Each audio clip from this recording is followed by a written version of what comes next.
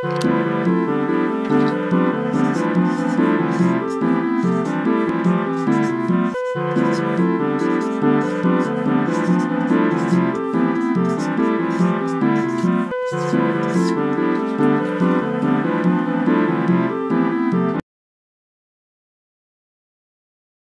yeah, very quick one this. It might be a bit dark this, even though I've got the light. It's a black ghetto blaster. What a beast this is, absolutely crazy. It's a Panasonic RX-CT900 and it's absolutely mental. It weighs a ton and that's without batteries in it. I can't remember how many batteries it takes. Let's have a quick look. 1, 2, 3, 4, 5.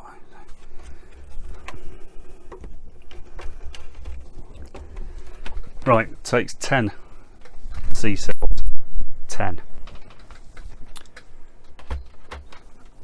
I'm not the world's strongest guy, but I'm not easily weak either.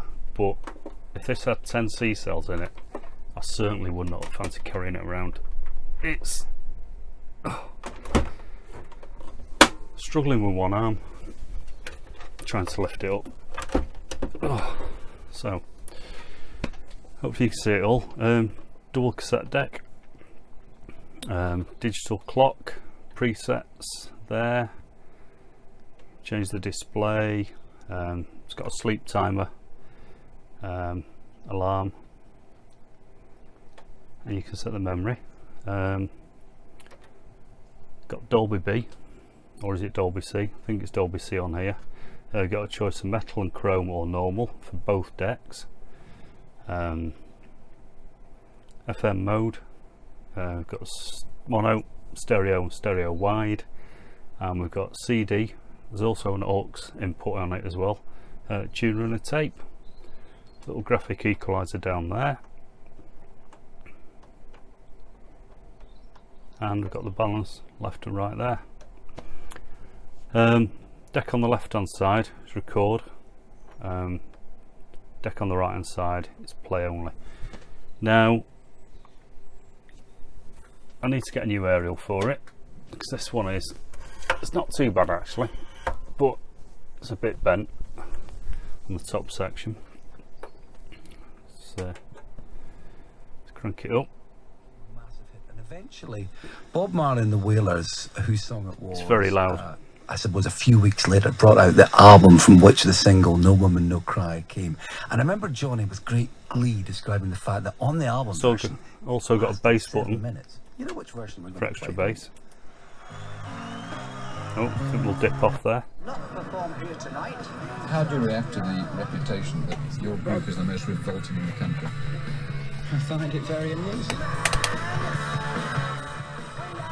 It's weird, I think there's a Sex Pistols documentary on Radio 4 there. Let's have a look. Surely won't get a copyright hit on Al Jolson.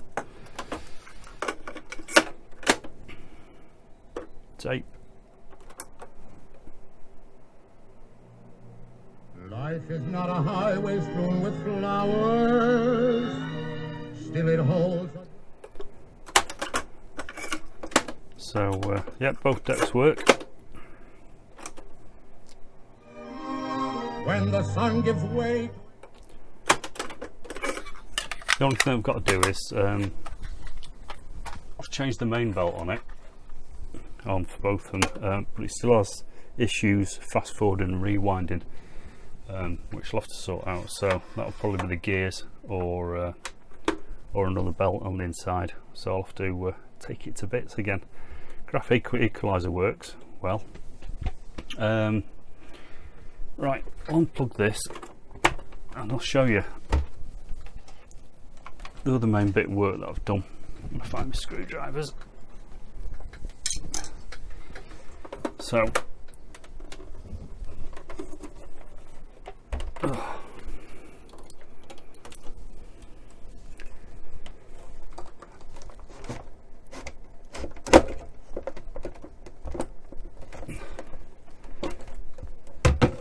you go, detachable speakers. Oh, I'll throw that over there. Right, I'll stop the camera and bob it back to its usual position. Hi, back. Right, the worst part about this is getting the screws out. I mean, they really are recessed.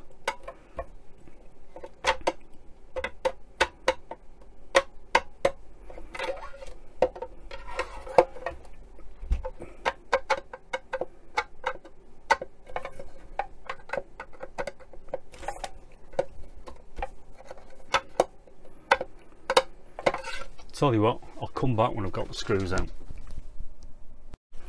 Right, back, got all the screws out, which is a bit of a nightmare. Tell you what, it's a good job we got these from, I think they're from Lidl. That was £6. I thought I'll buy them, but I'll never use them, but I was wrong. Right,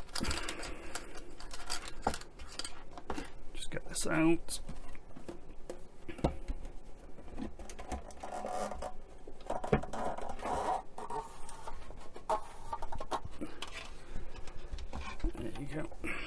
Right, so when I bought this, it was pretty much in working order.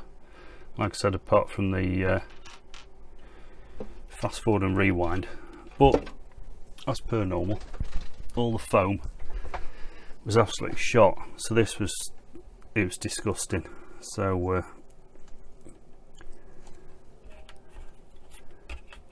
made my own out of carpet underlay, which seems to work.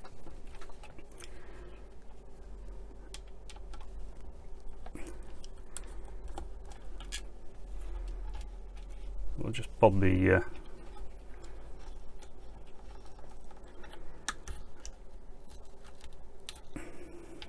speakers out.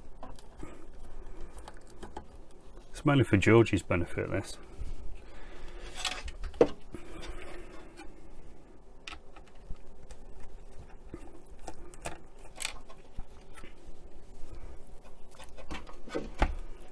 Not quite yet, wishing I hadn't done it.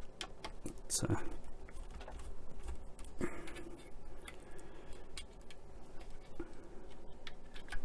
there you go, so that's all the speakers out. Oh, that's all the screws out of the speaker. Yeah, like I said, when I got this, it was it's all pretty much working, but there's a lot of foam padding around here that just turned to that horrible gunky dust. So there's my homemade there, of carpet underlay.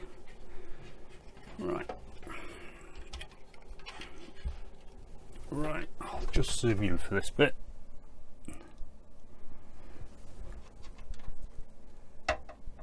There you go. As per normal, most of the stuff from like late 80s, 90s. These speakers were absolutely shot. When I originally picked it up, I thought, right, I'll take it to bits, give it an amazingly good clean, and should be as good to go. But as soon as I got these speakers out, this foam around the outside, it was just crumbling. It was inside the case there. It was absolutely everywhere. It was disgusting. The trouble with these speakers,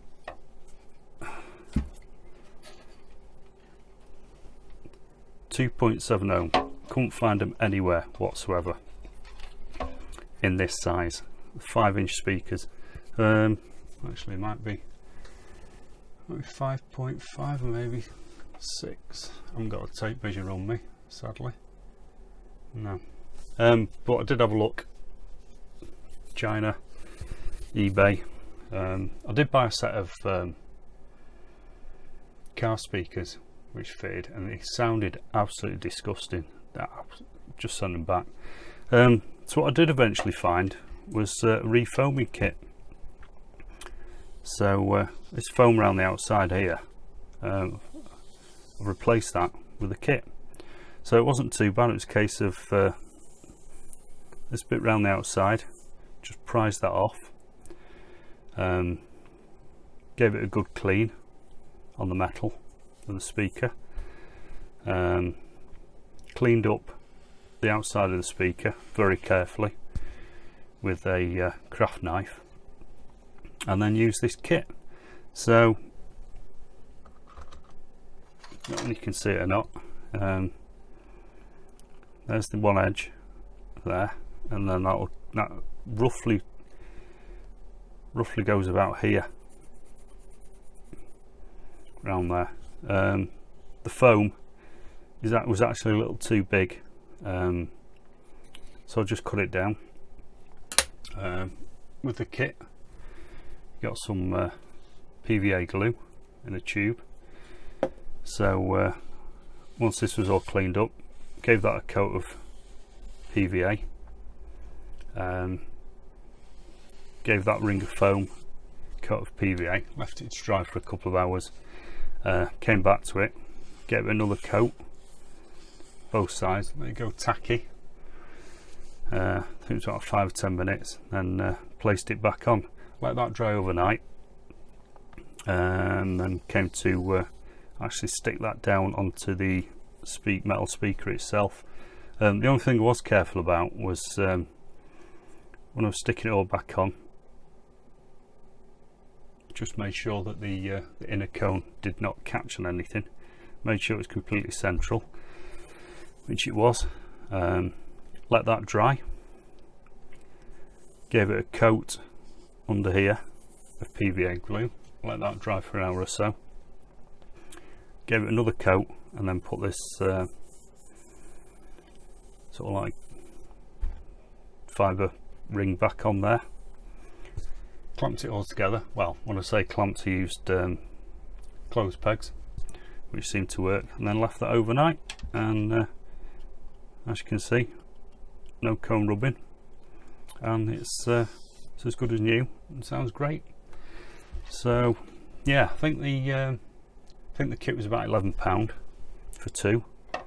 Got it off eBay, a few quid delivery. So yeah, it's basically all fixed up for about 15 quid, which I'm yeah, very pleased about, because like I said, I very much doubt I'll be able to get those speakers again, and if I did, I'd probably have to buy another of the units, and there's no guarantee the speakers wouldn't have been duffing that as well. So there you go. So yeah, basically good as new. Well pleased.